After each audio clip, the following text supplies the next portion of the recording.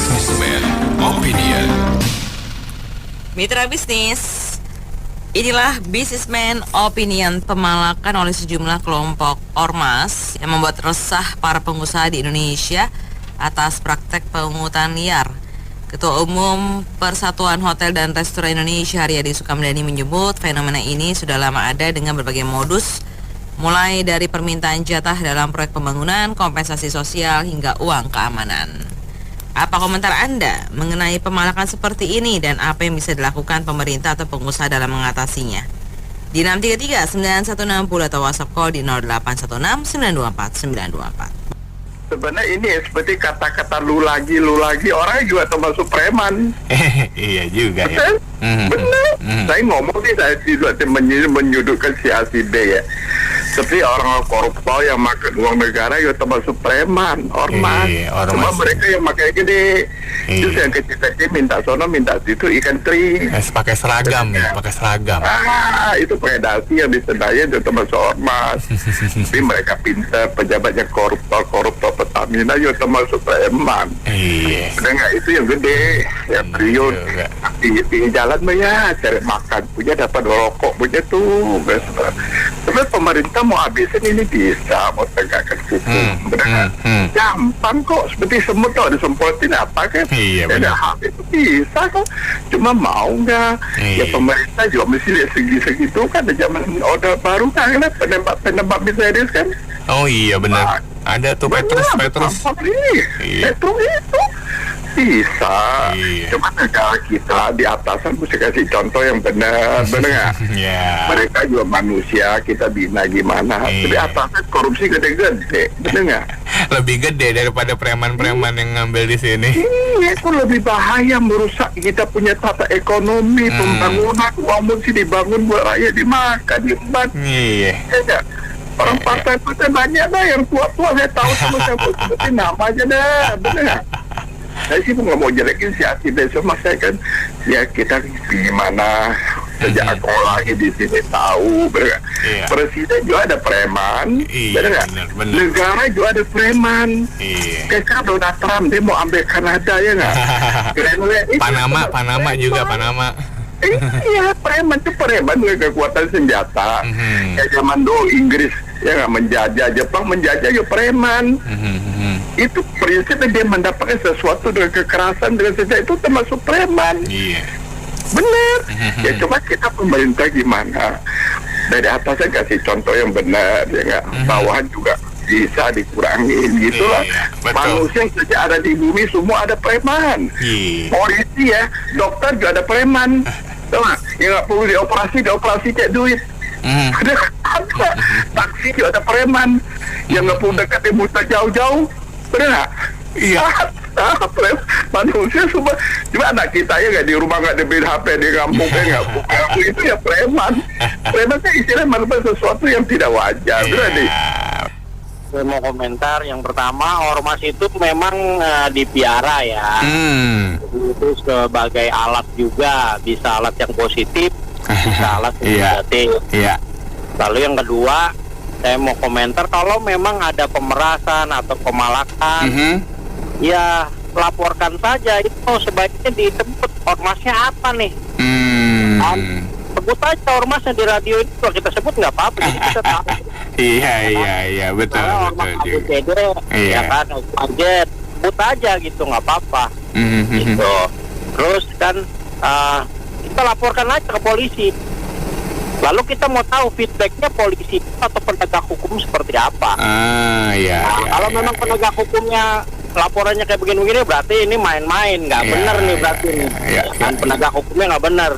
Terus kan pasti di setiap wilayah juga punya karakter ormas yang berbeda-beda nih. Ada yang kasar, ada yang mainnya halus, ada yang bagaimana. Kan kita juga nggak tahu, itu sifatnya relatif semua. Jadi yang penting dilaporkan aja, sebut aja nama ormasnya apa. Nanti dengan sendirinya akan terlihat tuh. Dia malu gak gitu. Karena semua mekanisme di negara ini untuk menjadi pejabat, jalur kendaraannya melalui ormas semua. Iya. Sekarang harus berlomba-lomba membuat ormas. Karena apa? Dia pengen berlomba-lomba masuk DPR. ya kan, karena di situ kan sumber uang. Jadi kendaraannya apa? Ya paling gampang ormas. Ya, karena sebelum ke partai ya. Semua orang yang masuk DPR berapa persen itu dari ormas semua. Dan ormas itu merupakan kekuatan buat mereka, karena itu suara buat mereka. Nah, jadi kalau memang kita nggak suka ormas, buatlah mekanisme bagaimana lah gitu. Negara harus mengatur ini, ya kan. Kalau ormasnya nggak benar harus diapain, ya kan. Kalau mau masuk DPR, apakah harus melalui ormas aja? Nggak ada cara lain negara ini, ya kan. Udah itu aja makanya. Ormas ya itu udah lagu lama lah kayak gitu-gitu, Mbak. Ya saya sendiri juga pernah mengalami kayak gitu-gitu, Mbak, di kawasan industri di MM 2100 itu.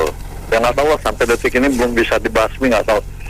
Yang kita perlu ketahui ini sebenarnya pembentukan ormas itu dasarnya apa? Apa memang mau memungut-mungut uang tanpa ya itu tadi menjadi preman? Ya nggak?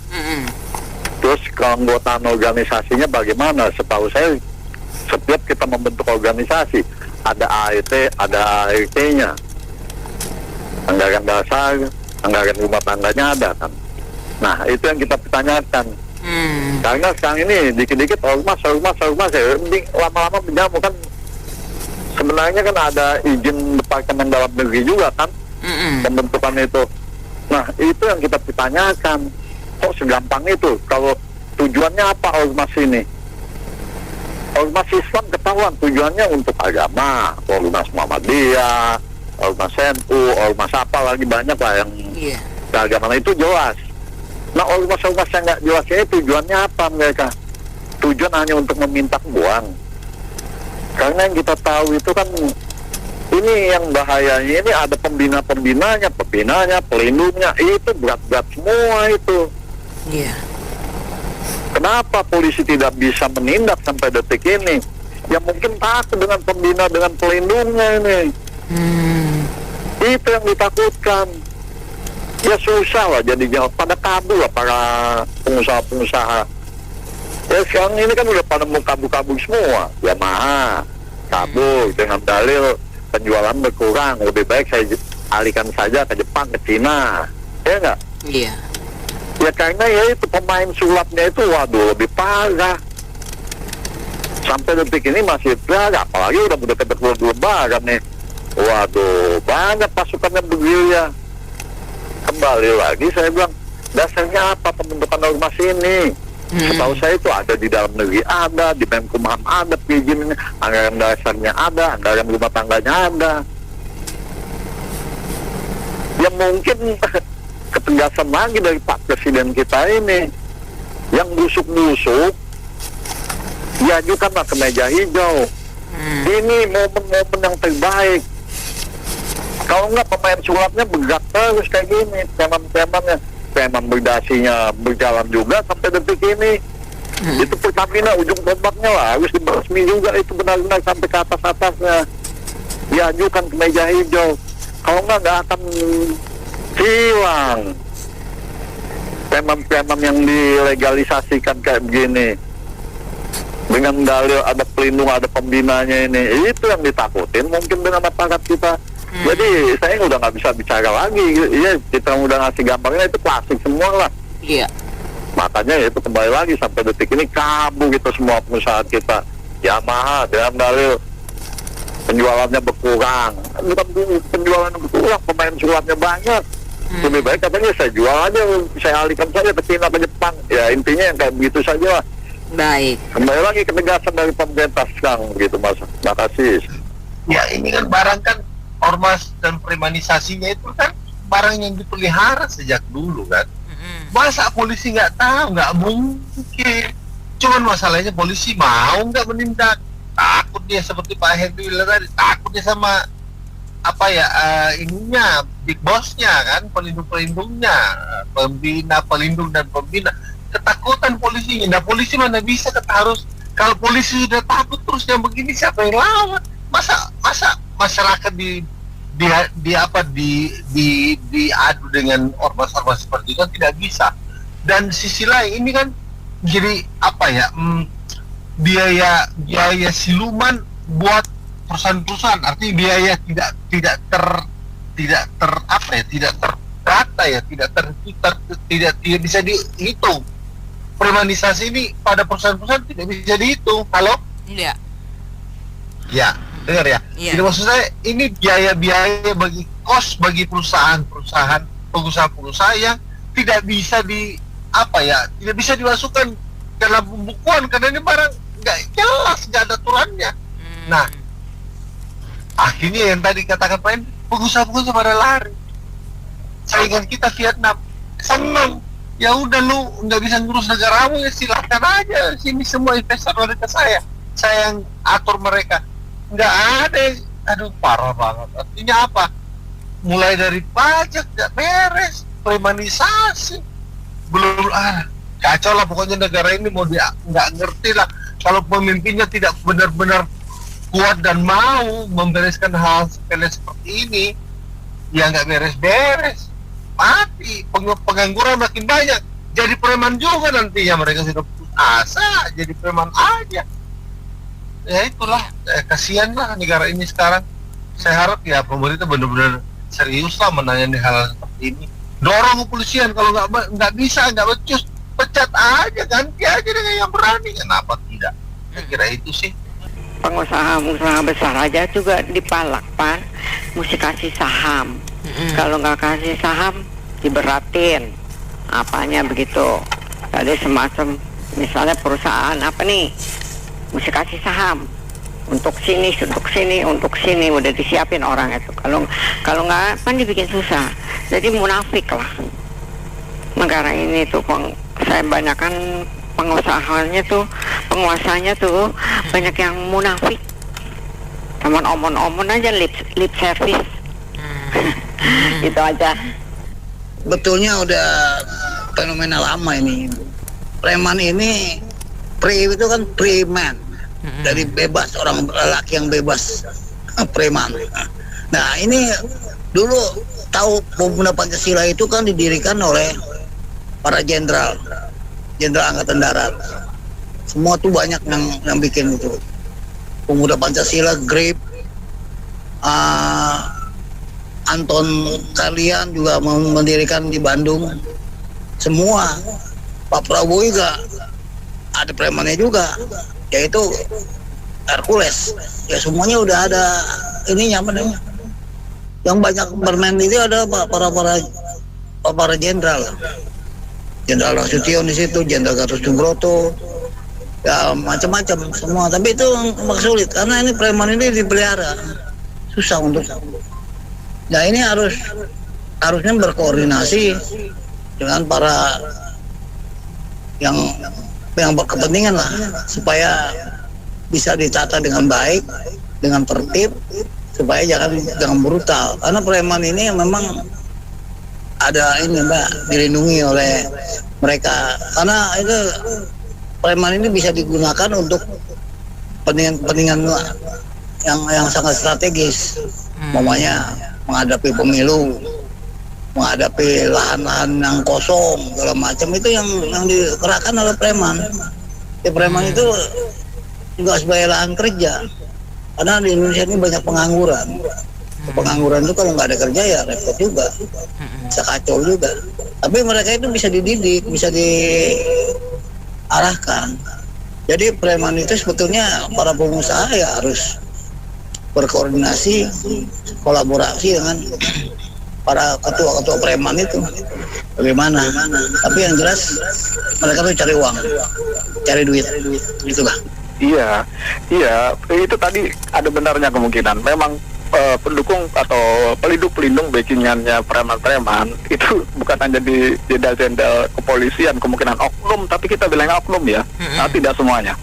Ada juga di CPM ada oknum, TNI ada oknum, intelijen pun ada oknum, dan mereka bukan hanya melindungi dalam kejahatan penodongan, pemalakan, pencurian, begal, bahkan pembunuhan, termasuk narkoba, minuman keras, perjudian online, tidak online, pelacuran juga dibackingin, juga kejahatan lain, rentenir misalnya, dan lain-lain.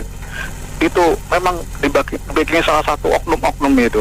seanak buahnya. Jadi ya banyak, karena seanak buahnya kalau udah jenderal punya anak buah tuh banyak biasanya. Apalagi yang memegang jabatan. Makanya ini harus waspada. Ada juga yang oknum pejabat backingannya. Tadi saya maaf salah berkata kalau anak saya 2 orang perempuan tuh dibunuh oleh penguasa, maksudnya mantan penguasa yang kemarin, lalu mengajak damai dan minta maaf. Projo-projo di Jogja pelakunya, cuman udah saya ini juga saya balas gitu ya, dan udah minta maaf. Mereka pakai umur rimba, saya pakai umur rimba, akhirnya masalah diselesaikan. Dan itu memang tidak banyak diliput media ya, karena mereka malu gitu ya, kemungkinan itu pelanggaran HAM loh sebetulnya. Ya, intinya saya cuma ingin menambahkan saja kok. Yang penelpon pertama itu sangat benar, dan itu kan terang-terangan dikatakan oleh Wiranto waktu itu bahwa memang dipelihara itu FPI atau apa ya, mereka dan juga zaman SBY juga punya juga. Terus ya ini memang negeri preman, baik preman yang berseragam ya, oknum-oknum di pemerintahan juga ada juga, preman juga, maupun yang nggak pakai seragam, dalam arti bukan yang di pemerintahan.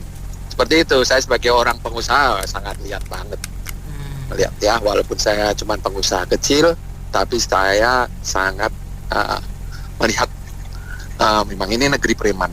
Oke.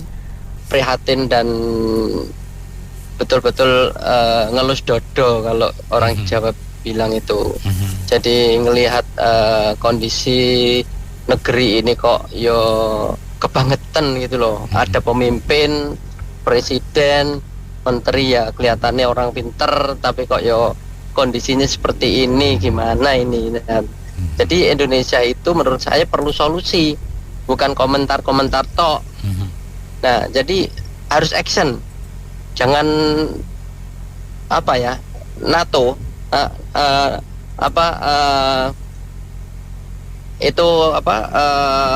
no action talk only ya. Jadi percuma, kita ini harus bagaimana caranya ada radio Bas FM yang sangat-sangat nasionalis saya pikir ya, karena ya sudah bagus menyuarakan untuk kemajuan Indonesia, cuman selama ini ya komentar-komentar doang, kritik-kritik doang. Ayo gimana caranya kita lebih lebih konkret gitu loh. Gimana caranya supaya kita ini solusinya yaitu gimana mendorong si presiden ini agar memberikan tindakan tegas. Apakah ormas itu langsung dibubarkan atau gimana gitu? Masa sekelas presiden nggak bisa ngatasi masalah-masalah seperti ini, gimana gitu loh. Memprihatinkan sekali. Kalaupun mereka di backingin oleh misalkan dari oknum-oknum polisi ataupun misalkan oknum-oknum TNI, ya sudah, itu harus si Prabowo pasang badan, pasang jual nyawa istilahnya, kayak si Ahok itu patut dicontoh. Jangan istilahnya takut mati, toh juga nanti mati juga kan. Jadi mending mati jadi pahlawan daripada mati nggak jadi apa-apa gitu. Nah, jadi menurut saya ya Indonesia itu butuh orang yang berani melawan para gangster-gangster itu. Ya, gangster itu sekarang tidak hanya ormas, tapi aparat pejabat juga gangster di situ. Nah, makanya harus ada tindakan real dan konkret untuk membasmi mereka. Yaitu siapa yang ini? Ya hanya presiden, saya pikir. Rakyat itu mendorong, rakyat itu mendukung. Pasti Prabowo tidak akan dibiarkan diserang atau istilahnya ini oleh mereka-mereka yang berbuat jahat ya, begitu. Saya pikir begitu. Baik. Terima kasih. Ngomongin ormas, gini bro, lo 3 hari beruntun ini sebenarnya biarpun topiknya itu beda-beda, tapi ada persamaan bro. Betul, benang merahnya korupsi. Gini bro, kesamaannya banjir, ormas, korupsi apa? Makin banyak jumlahnya bro. Ormas makin lama makin banyak, enggak. korupsi makin lama jumlahnya juga makin banyak. Titik banjir juga makin lama makin banyak. Bro. Iya, benar. Pertanyaannya sama-sama makin banyak. Ribet ya. Ribet. Pertanyaannya mau atau kagak diberesin, kan begitu ya bro. Iya.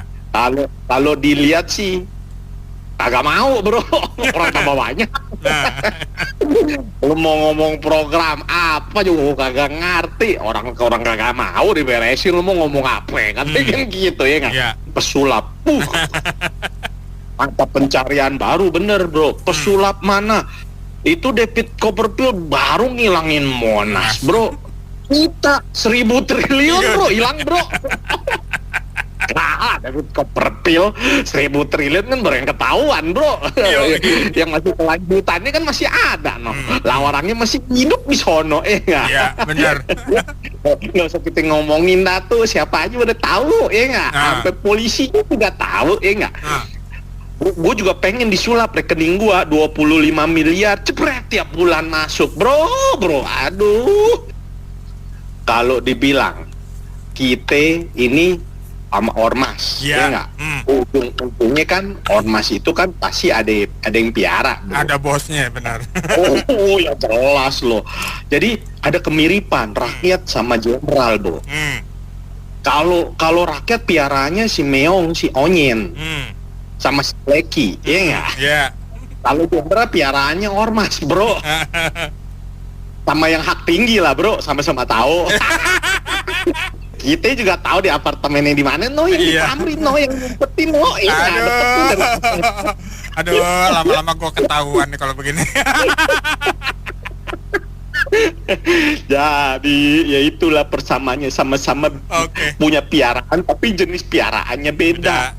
Jadi negeri kita itu ormasnya ada yang resmi, ada yang kagak, ya enggak?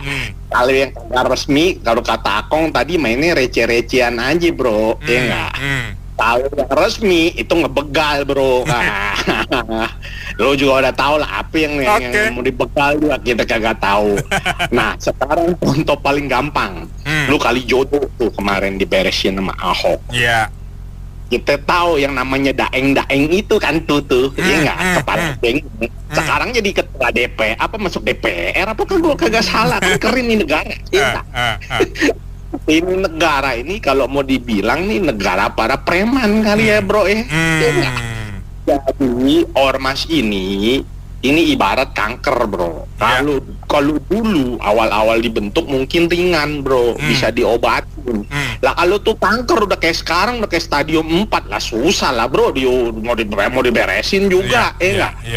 Semuanya piara, sampai tadi bilang presidennya juga ada ormas kok bro, ya. Jadi udahlah, mau atau enggak dulu. Kalau udah mau, nah kita keluarin dah jagoan kita Bro Heri itu, caranya gimana, enggak? Kalau kita yang buat happy aja ngomong di sini sama Akong sama Poso, makasih aja lah bro ya. Dulu saya kan pernah ngobrol tuh waktu masalah ormas, itu pengalaman saya banyak banget. Dari waktu masih umur tahun 80-an sampai sekarang. Cuman kalau dulu kembali saya jelasin lagi waktu Orde Baru itu, kalau ada ormas itu toko saya, kantor saya tempelin stiker RTKD aman. Gitu ya dulu ya. Iya, dulu gitu gampang. Kalau sekarang ini susah. Maunya gambarnya Soekarno-Hatta itu baru diem. Dan namanya itu bener sih Sukatani itu loh. Bayar. Mau jadi polisi bayar, mau jadi pegawai negeri bayar. Mau cari kerjaan bayar, mau ikut tender bayar. Itu yang salah siapa tuh Pak?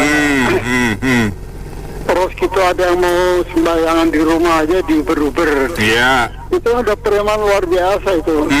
Tinggal masalahnya pemerintah hadir atau enggak, mau betulin atau enggak kan gitu. Semua tergantung pemerintah.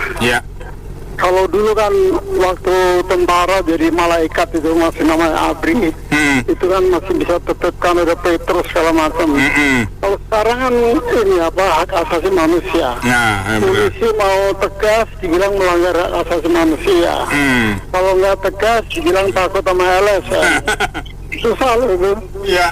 Yang di bawah itu ada LSM, ada putra daerah, ada ormas. Kalau yang di atas ada pemerintah, ada segala macam. Ya itu semua peran pemerintah lah. Ya. Mandi keramas pakai air mentah. Cakep. Banyak ormas minta jatah. Masuk Pak Gundala. Apa dapat proposal ya? Ini ngomong berarti nggak ada niat itu buat ikut-ikutan ormas itu. Aduh, lumayan kan dapat itu apa tambah-tambah bulan. itu gimana caranya supaya ormas bisa kira-kira bisa hilang tuh? Kalau kita kirim genosida boleh nggak itu? Itu Bahola dari zaman Soeharto masih memerintah, ganti presiden sudah 8 kali ganti presiden loh. Yang namanya penyakit ini kok nggak sembuh-sembuh ya ormas. Malah makin nambah, nggak tanggung-tanggung mintanya. Bukan pakai rupiah lagi, udah pakai dolar mintanya. DPR dong, dolar pun rapopo. Yang di sekarang kemarin nggak tanggung-tanggung, yang kalau minta 1-2 orang nggak apa. Ini minta datangnya rombongan, ini rampok. Benar begal itu udah. Ya, begal berseragam lagi. Aduh. Itu mereka demo ke kantor, ke pabrik gitu kan, pakai lapor ke pasukan coklat, dikawal pula sama pasukan coklat. Kan kebangetan loh. Sekarang mau ngerapik kawal sih, bukan ditangkap ya. Aduh. Ternyata pasukan coklat sama mereka mirip kali om ya. Aduh. Loh, ya. Gue pikir gini lah. Pertama, gue kasih masukan aja. Ormas di negara ini banyak banget. Ormas yang gede, yang NU, Muhammadiyah, gue pikir juga kategorinya juga ormas. Iya. Sampai ormas yang kecil-kecil juga banyak. Entah izinnya dari mana itu ormas kecil itu. Atau sekedar bawa-bawa aja kan. Kan setiap tahun kan kita bahas terus kan gini menjelang raya Lebaran kan. Apa nggak pegel kita bahas ginian. Jadi gue pikir gini, mudah-mudahan Mytek lagi dengar. Laporlah ke Pak Prabowo, suruh Pak Prabowo perintah Kapolri aja. Kapolri, lu bikin tegas ke bawah anak buah lu. Bisa kok negara ini. Dulu Ahok aja bisa, apa DKI kurang gede. Iya kan? Iya. Kalau kepalanya lurus, anak buahnya nggak mungkin nggak berani ikut. Perintah aja Prabowo ke Kapolri, bikin sistem yang seperti dulu Ahok yang cool. Cuma katanya habis cool itu ada Jaki atau jadi apa Jaki, ya. betul. Jaki sih gue nggak denger lagi seperti apa. Soalnya memang sistem udah ada, pemimpinnya itu kepala harus lurus, tegak lurus, sistem akan bergerak semua. Saran gua ke Prabowo, perintah ke Kapolri, bikin sistem. Kapolri bisa nggak? Kalau nggak bisa gantilah. Masa kita negara kalah dengan ormas setiap tahun itu aja bolak-balik kita bicara ya nggak bro? Iya benar. Apa nggak pegal? Korupsi nggak beres, ormas nggak beres, negara ini mau dibawa kemana? Iya dong. Iya. Jadi sekali lagi Prabowo bikin tegas perintah, kalau Kapolri nggak bisa ikut ganti. Kapolri yang mana? Yang wah ingat itu ada satu waktu Kapolda Metro Jaya itu bagus itu, siapa namanya itu? Fadil, ya. Itu menurut gua sih bagus itu orang. Itu orang tegas banget itu. Iya. Waktu zaman dengan Pangdam Jaya Dudung itu. Pak Dudung ya. Tapi gua nggak tahu lah ya. Nah, tapi yang terlepas ya Pak Kapolri, Pak Lestio, ini udah waktunya, you harus berani. Jangan banyak timbang kiri kanan lah. Jangan banyak timbang ini segala macam, udah eksekusikan aja. Apa perlu gua kirim dokter dari Jerman itu Ahok ya cloning bro. Gue cloning dia berapa biji, gue taruh di kepolisian, taruh di mana yang banyak korupsi, gue taruh aja deh, udah deh. Iya. Beresin dah. Ya kan, udah negara ini gak usah takut yang belakang kiri kanan, gak usah takut yang status quo mau bikin rusuh lah, udah lah, aja lah. Kalau nggak gitu gak akan kelar, ya. Jadi gitu aja bro. Kita mau minta pertanggungjawaban pemerintah dalam hal ini Pak LBP ini. Kenapa Pak? Pak LBP 5 tahun yang lalu atau 10 tahun lalu itu pernah membentuk namanya Sapu Bersih itu apa? Sapu Jagat itu apa Pak? Tim Sapu Jagat. Satgas. Jadi Satgasnya kan. Jadi kemana itu? Jadi untuk pelabuhan, misalnya Tanjung Priok, pelabuhan besar, terus kawasan industri, termasuk juga kawasan ekonomi khusus, termasuk juga tempat-tempatnya yang ada bea cukainya, terutama sih pabrik-pabrik habis itu baru ke pergudangan, terus baru ke perkantoran dan sebagainya. Jadi sabar pungli itu kemana itu sabar pungli?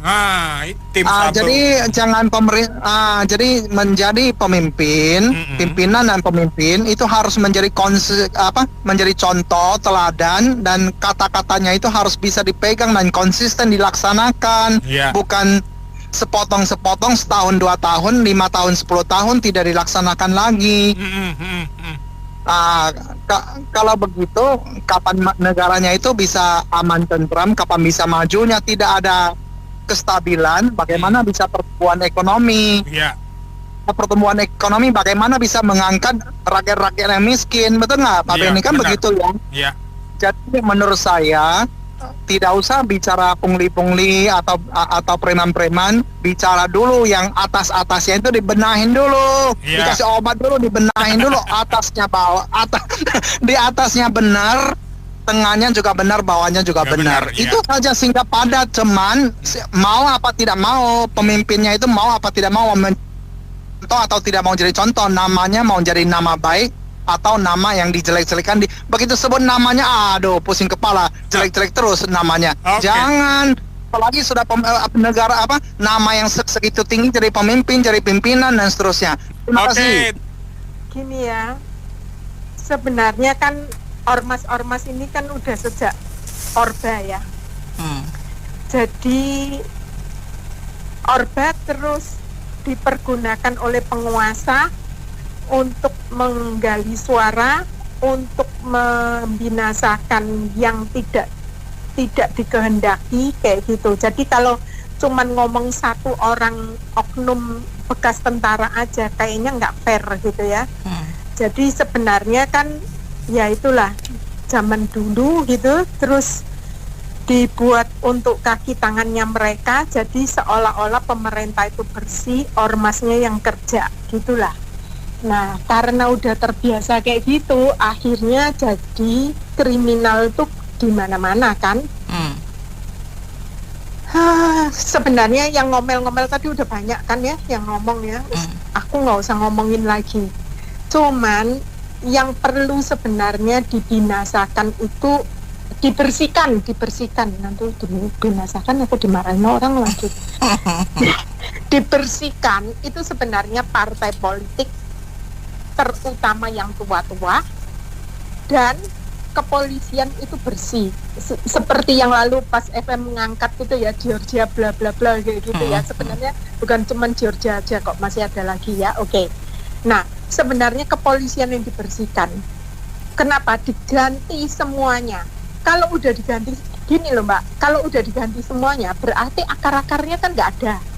Lah, kalau anak baru belum tentu memang bersih, ya. Belum tentu nggak salah, ya. Tapi minimal itu kan mencongkelnya mudah kan, Mbak? Gitu loh. Nah, contohnya gini ya. Ini yang udah terjadi aja ya. Di Jawa Tengah ada Kapolsek yang namanya Linda Sasmita. Umurnya itu baru 30 tahunan. Ini cerita the real story gitu ya, Mbak ya, real life story gitu. Sampai saya kemarin malam baca saya nggak tidur, Mbak. Jadi kasihan banget ya, Linda Sasmita ini Kapolsek Jawa Tengah, tapi dia nggak nyebutin di daerah mana, Jawa Tengahnya mana gitu ya. Itu dia membasmi kepolisian itu ya, anak buahnya itu ya, ternyata suka memeras itulah lalu lintas gitu ya, Mbak. Jadi warga itu dipalai, jadi gini, Mbak Nena naik motor gitu ya, terus saya stop. Mana SIM STNK kayak gitu, kalau udah komplit gini, ini sikring apa tuh namanya, lampu seinnya mana, atau apanya mana, ininya kok kotor, plat nomornya kok kotor, kayak gitu loh Mbak. Lah pokoknya dicari-cari aja. Terus tawar-tawarannya itu 50.000, 30.000, oh my god, aku sampai aduh. Lah itu tuh ternyata semua satu kantor kepolisian itu tahu, Mbak, tahu. Tapi mereka itu walaupun nggak ikutan, tapi mereka nggak berani ngomong. Dan ternyata setornya tuh ke atasannya lagi. Di Kapolsek situ, tapi yang jelas bukan Kapolseknya gitu ya. Nah, terus habis itu Kapolsek perempuan ini kan minta ajudannya untuk nyelidiki, ajudannya nggak mampu. Dia ngomong sendiri nggak mampu. Gak bisa Bu, Mbak, wes pokoknya kayak gitu ya. Terus akhirnya dia sendiri yang nyamar, jadi pakai kayak celana pendek kayak gitu, jadi kayak gembel gitu loh, Mbak. Nah, naik motor lah kayak gitu-gitu sampai direkam sama dia segala gini, dibuktiin. Jadi dia buktiin itu berapa bulan kayak gitu ya, Mbak ya, di di jalanan-jalanan gitu ya. Nah, terus akhirnya disetoring ke ke Kapolda Jawa Tengah. Nah, tapi Mbak, waktu dilaporin itu ya Mbak ya, ada orang Kapolda itu, maksudnya orangnya Kapolda bawahannya itu yang tahu gitu, yang gebrak dan manggil kayak provos kayak gitu, minta nangkep si Linda ini. Aku sampai, untungnya si Linda ini bukan bodoh gitu ya, jadi dia tuh udah siap. Kalau sampai aku ditangkap, ini udah tak sebarin di sosial media, udah tak sebarin di maksudnya kayak publik kayak gitu-gitu lah ya. Nah, itu satu Mbak ya. Jadi kira-kira kalau Jawa Tengah aja kota kecil itu bisa ada kayak gitu, kira-kira di Jakarta nggak ada Mbak, Surabaya nggak ada Mbak. Nah, satu. Terus satu lagi Mbak, ini terjadinya di Polsek Kebayoran Baru Mbak. Jadi ini cerita beneran Mbak. Istrinya tentara yang namanya Rian Aditya itu kerjanya di perbatasan jaga. Terus istrinya namanya Laras itu cuman maksudnya pegawai administrasi perusahaan ekspedisi gitu loh Mbak. Itu difitnah gara-gara temannya nggak suka. Difitnah apa? Digeledah katanya ada narkoba. Jadi terus dia ditangkap. Terus suaminya marah kan, karena suaminya tahu persis kalau istrinya ini orang baik-baik, maksudnya sederhana lah kayak gitu-gitu lah ya. Nah, Mbak tahu Mbak, ini tentara gebraknya itu sampai akhirnya dia manggil batalionnya, minta tolong sama kepalanya. Mbak bisa bayangin kalau kita yang terjadi kayak gitu, manggilnya siapa Mbak? Orang kampung? Atau ormas? Atau apa? Nah, kayak gitu itu Mbak, sampai dia udah datengin kayak gitu-gitu, baru yang namanya Kapolda, kalau nggak salah itu ya, Kapolda atau Kapolsek ya, kalau apa itu namanya, di Kebayoran Baru itu baru kayak udah kayak takut gitu ya. Awalnya nutupin Mbak, nutupin anak buahnya. Akhirnya yaitu sidang dipecatin semua. Nah, hal-hal seperti ini kita nggak pernah tahu, tapi itu fakta Mbak. Nah, sekarang pertanyaan saya lagi, Ormas PP yang dia ditangkap, sudah ditangkap, tahu Mbak, di demo, yang demo adalah anak buahnya untuk melepaskan karena merasa bosnya tidak bersalah. Lah, ini nih gimana Mbak? Gimana? Orang yang nggak tahu kan dipikirnya iya nggak salah kan kayak gitu, yang bodoh ya. Nah, kayak gitulah kira-kira ya Mbak. Ini juga udah terjadi. Terus yang saya ngomong, Morowali, GNI dibakar. Ini beneran dibakar, termasuk industri estate-nya. Kira-kira gimana Mbak? Industri estate-nya di Morowali itu ya gede banget loh Mbak. Sudah ada RS-nya, ada masjidnya, ada pokoknya komplit deh kayak gitu. Lah, hal-hal seperti ini, pertanyaan saya gini Mbak, siapa yang berani investasi di tempat kita? Lawan ormas saja, penegak hukumnya nggak mampu. Kenapa? Karena penegak hukumnya sendiri juga kayak ormas kan Mbak. Lah, terus gimana caranya negara kita bisa tenang? Contoh lagi, dana PIP yang dipunyanya murid nggak dibayarkan dan dipotong kayak gitu ya Mbak, dari 1.800.000 dipotong 250-an atau gimana kayak gitu ya. Ada yang 7 tahun nggak dibayar, ada yang 4 tahun nggak dibayar kayak gitu. itu diambil sama siapa? Partai politik. Cuman sayangnya Deddy Mulyadi ini kok nggak mau lapor gitu loh. Kita nih, nah hal-hal seperti ini gimana Mbak? Makanya kan saya ngomong dong, saya nggak pernah percaya dengan partai politik. Dan termasuk juga pagar laut itu kan juga partai politik. Nah, jadi sekarang saya mau nanya, yang mana yang bisa kita percaya? Nah, sekarang kalau penegak hukumnya seperti ini, terus ditambah partai politiknya seperti itu, oh ditambah lagi Mbak, retreat itu Mbak, dengarnya itu dikorupsi Mbak.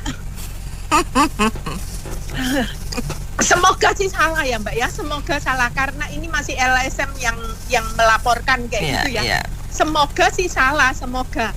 Tapi kalau memang benar Mbak, makanya saya ngomong toh Mbak, saya mau ngelihat Pak Prabowo ini adalah benar nggak anaknya Rizal Khalik itu benar-benar masuk, dan jika perlu Rizal Khaliknya juga masuk gitu ya. Dan termasuk ada partai politiknya ini Mbak. Jadi partai politik itu dari dulunya Golkar, terus pindah ke partai politik penguasa yang berikutnya, terus habis itu pindah ke partai politik penguasa berikutnya lagi Mbak. Tentang pungli ya, ormas yang pungli. Iya, ormas organisasi masyarakat ya Mbak ya, itu ya. Jadi kalau pungli ya, saya rasa gini Mbak, sudah ada aturannya ya, sudah ada regulasinya, sudah ada peraturannya. Jadi apapun ya Mbak bentuknya ya, lembaga atau komunitas atau organisasi, ormas kayak itu namanya atau apapun, ya kalau sudah ini pungli kan pungutan liar ya Mbak ya. Pungutan liar. Jadi mereka tuh ibaratnya apa ya, kayak freeman ya, kayak preman ya, preman tapi yang berlindung di dalam ormas. Contohnya kan yang terakhir ini update-nya kan ada Pemuda Pancasila ya, yang ketuanya itu kan, itu bayangkan ya, menerima gratifikasi sekian banyak ya. Jadi freeman atau preman Mbak, seharusnya dari eksekutif sendiri, dari pemerintah itu perlu ada pembinaan. Kalau mereka seakan-akan kok ada pembiaran ya, dipelihara. Jadi freeman ini atau preman ini sebetulnya mereka apa sih yang mereka butuhkan? Kan contoh ya Mbak, waktu Pak BTP ya, Pak BTP, Pak Basuki Cahayapurnama itu pasukan Orange itu dulu sebetulnya preman-preman ini Mbak yang dibina kan ya. Nah, jadi bagaimana mereka diberdayakan begitu. Saya rasa ujung-ujungnya mereka apa sih? Ujung-ujungnya ya malak itu ya mungkin ada ini ya Mbak ya, ada berbagai faktor ya. Kalau memang mereka malaknya karena tuntutan kebutuhan perut ekonomi ya, itu memang harus ada pembinaan ya. Jadi ormas-ormas ini, tapi memang ada memang ya kesengajaan pembiaran ya, begitu ya. Jadi ya kalau perlu ya, sebetulnya pemimpin yang bisa dijadikan contoh itu kan dari atas, ya kan? Nah, apalagi pemimpin. Kalau di atas saja nggak bisa dijadikan contoh, pemimpin yang di atas saja juga maling, ya kan? Apalagi di bawahnya, gitu kan? Ya udah, seenaknya sendiri gitu. Jadi dari pucuk pimpinan atas dulu yang bisa dijadikan contoh dan teladan, ya kan? Baru ke bawahnya itu akan malu berbuat seperti itu, gitu. Kalau perlu saya sih waktu kinerja Pak BTP itu ya, itu transparan sekali, bahkan memberikan apa jenenge dulu ya, nomor WA ya, nomor WA yang bisa dihubungi, atau memang ada semacam itu aplikasi ya, pengaduan ya, pengaduan misalnya call center ya. Iya, ada call center misalnya ini ada jalan rusak ya, atau apapun ya, termasuk seperti ini. Nah itu seharusnya program-program yang sudah berlangsung baik ya, entah siapapun pemimpinnya, kita jangan gengsi gitu. Ya kalau perlu pemimpin di atas itu ya ada nomor WA yang bisa dihubungi kalau memang ini ada ormas A, B, C, D yang malak misalnya gitu kan. Nah itu perlu ada hotline pengaduan gitu. Saya cermati sekarang yang customer service pengaduan tuh yang aktif itu di swasta ya Mbak ya, entah itu di bank. Idealnya itu semua lembaga pemerintahan itu perlu ada itu hotline pengaduan, tapi kadang-kadang juga saya coba tes itu nggak diangkat juga loh Mbak. Kementerian apa itu saya hanya ngetes gitu, ya apa gunanya ada hotline telepon gitu loh. Jadi nah ini perlu gitu setiap sekarang setiap kementerian atau setiap apapun, apalagi berhubungan dengan ini ya, pelayanan publik. Saya rasa nggak hanya di ini statementnya ini ya, pengusaha hotel restoran Indonesia ya, nggak hanya di hotel dan restoran Mbak ya. Itu Pemalakan itu sahabat saya juga yang punya pabrik ya, itu waduh itu dari yang nggak berseragam sampai berseragam sama aja Mbak. Mereka nggak tahu malu memang kadang-kadang. Nah itulah ya, karena memang apa, contoh di atasnya nggak bisa dijadikan teladan gitu loh ya. Jadi kalau ya kita jadi teladan, contoh itu dari diri sendiri dulu lah masing-masingnya. Jadi ya dari perkataan, tingkah laku gitu kan, dari perbuatan itu rakyat tuh akan bisa menilai gitu. Jadi contohnya kemarin kan sudah ada banjir ya, ada wali kota Bekasi yang malah bukannya berempati ya, tapi malah mengungsi ke hotel gitu. Tuh empatinya di mana gitu. Kalau dia mau itu semua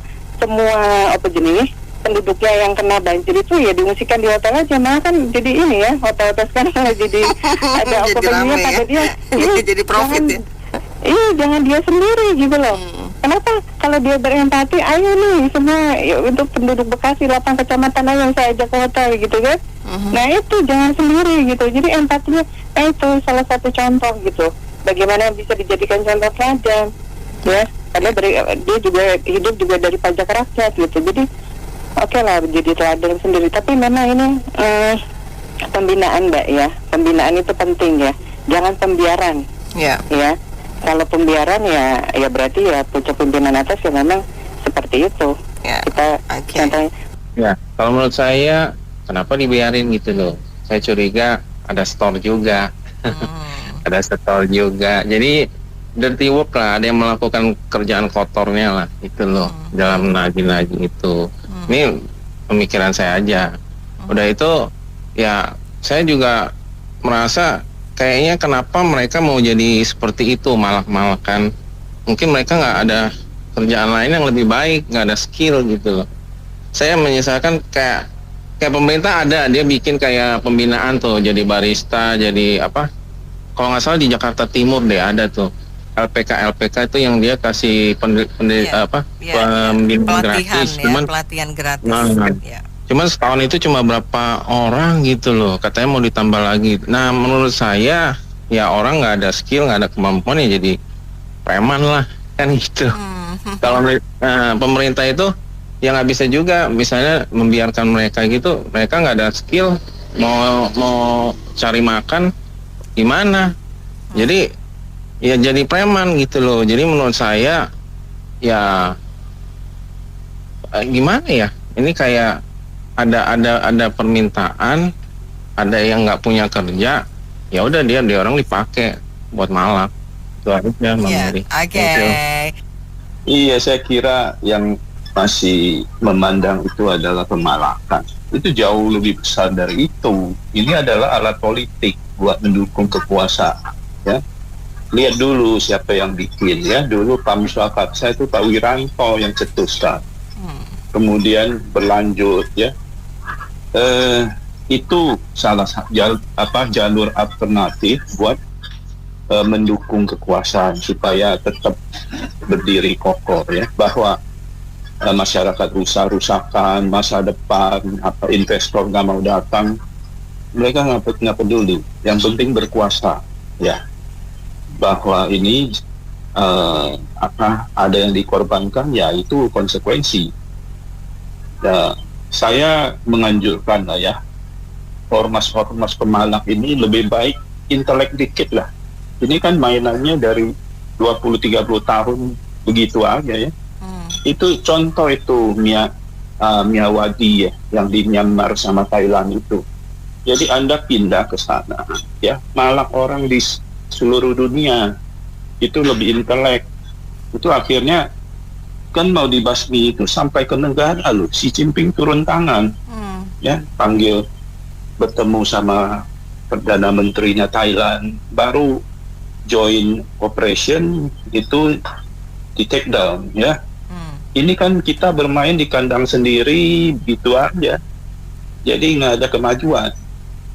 Ganti generasi ini lagi mau switching pemain ya. PP itu lagi mau diambil tuh, mau dialihkan, ya, disita mobilnya. Nanti pindah lagi ke HCL ya. Nanti begitu aja terus. Nanti ganti suatu saat mungkin Akong nih yang maju menjadi pemimpin ormas baru dengan judulnya Ketua Kaipang ini. Jadi dia tukang malak ya, menjadi inilah ya. Begitu aja terus. Jadi kita hidup di negeri sini nggak usah terlalu serius ya. Kritik boleh supaya keras, karena lembut-lembut mereka nggak berasa ya. Maki-maki juga boleh ya. Makanya itu ada yang kasih puisi negeri para berdebah ya. Itu aja udah biasa, dianggap biasa ya. Malah sekarang malah jadi itu menteri di dalam kabinet ya. Jadi ini paradoksal dan kontradiksi itu berlaku di negeri sini. Jadi jangan aneh. Kita refleksi sendiri karena ini kebetulan ya juga pas lagi bulan puasa gitu kan. Okay. Kita merefleksikan bahwa sebetulnya Tuhan itu menciptakan manusia itu kan tujuannya baik adanya gitu kan. Kita apa istilahnya diciptakan secitra dengan Allah gitu. Kalau di ajaran agama saya gitu. Jadi kenapa Tuhan itu pengen bahwa di dunia ciptaannya itu ada makhluk ciptaannya yang bisa menguasai dan tujuannya adalah berbuat kebaikan. Semua itu berbuat kebaikan. Jadi apapun pekerjaan kita, apapun yang kita lakukan, sekecil apapun itu adalah kebaikan, kecuali kejahatan itu sendiri. Nah, kalau ngomong-ngomong masalah yang dibahas kan dari kemarin kan isinya korupsi, terus habis itu ini tentang pungli, tentang premanisme. Kejahatan itu sebetulnya kalau kita telusur lagi sebetulnya sudah terjadi sejak awal mula penciptaan manusia. Jadi kalau dari sejak dulu kala itu kalau kita saya kebetulan di perjanjian lama itu kan ada kisah Kain dan Habil gitu kan. Bahkan saudara sendiri aja karena iri hati dia melakukan kejahatan, membunuh kan. Kain membunuh Habil gitu kan. Nah, terus habis itu kemarin juga kita sudah disampaikan juga, mungkin Bu Vina juga pernah mengupas ya, akar dari segala kejahatan adalah cinta uang gitu kan. Sebetulnya uangnya nggak salah, oknumnya aja yang salah gitu kan. Dan bagaimana kita memaknai itu gitu kan, bahwa sebetulnya katanya hidup itu kan cuma mampir, katanya urip iku mau mampir ngombe gitu kan. Karena ada kehidupan setelah kematian. Jadi kalau di kami juga kan ada kita ketika kita kembali gitu kan, kita meninggal gitu, itu kan putusannya dua kan, antara mau jalan ke surga atau ke neraka gitu. Kan sama aja. Nah, tapi bagaimana kalau yang belum layak? Nah, belum layak itu kalau di agama Islam itu kan ada alam barzah gitu kan, alam penantian. Nah, kira-kira seperti itu. Nah, tinggal bagaimana kita melakukan, menghidupi apa yang sudah kita imani sebetulnya. Dan saya percaya bahwa semua agama itu mengajarkan kebaikan, cuma memang pada prakteknya ya itu kan manusia itu tempatnya kilaf dan salah. Jadi kalau di kami ada yang kita bilang adalah manusia itu istilahnya memiliki concupiscence. Concupiscence itu adalah kecenderungan untuk berbuat salah dan dosa. Jadi ya mungkin di saat yang pas ya. Jadi kalau ini teman-teman yang beragama Muslim juga sedang menjalankan ibadah puasa Ramadan. Terus kami juga yang Kristiani juga sedang memasuki masa prapaskah juga, ya kita merefleksikan diri masing-masing. Jadi apapun yang kita lakukan itu harusnya tujuannya adalah untuk kebaikan, untuk membangun negeri ini.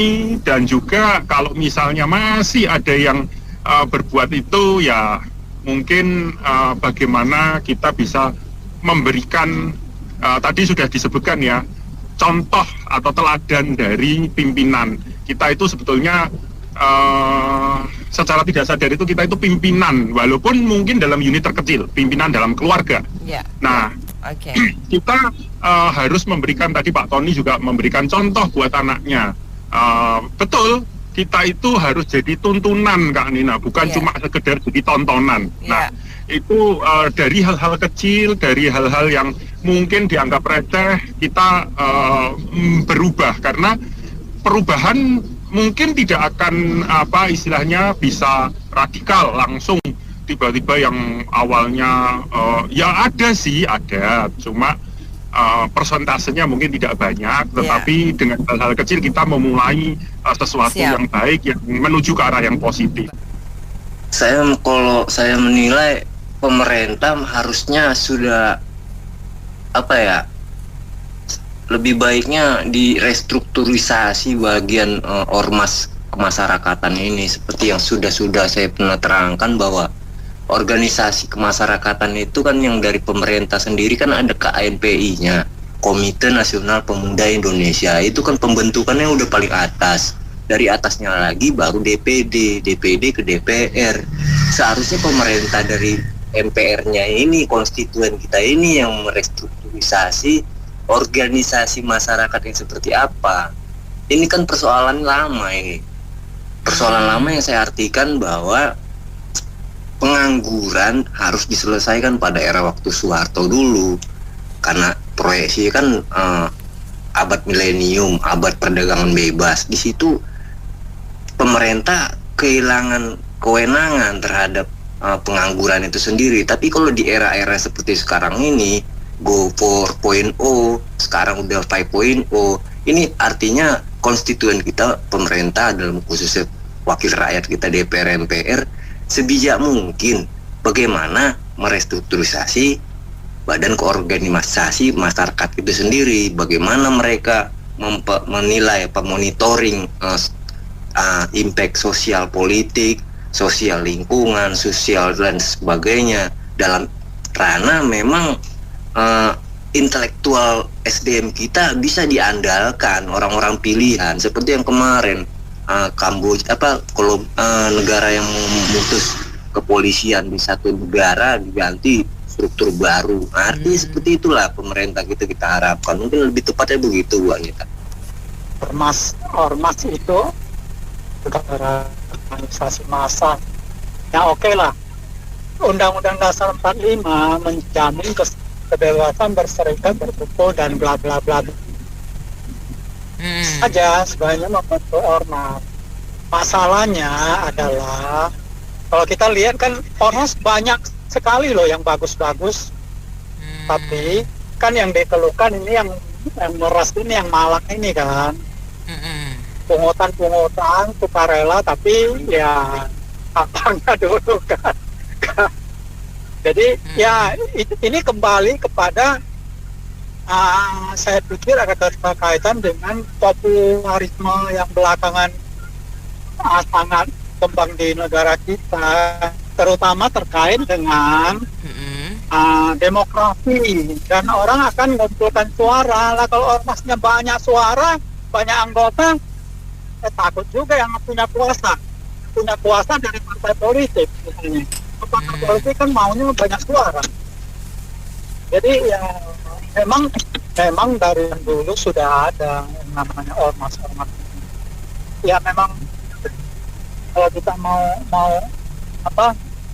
meningkatkan investasi, ngundang segala macam, ya supaya orang kelancaran usaha dan lain-lain, ya memang harus ditertibkan.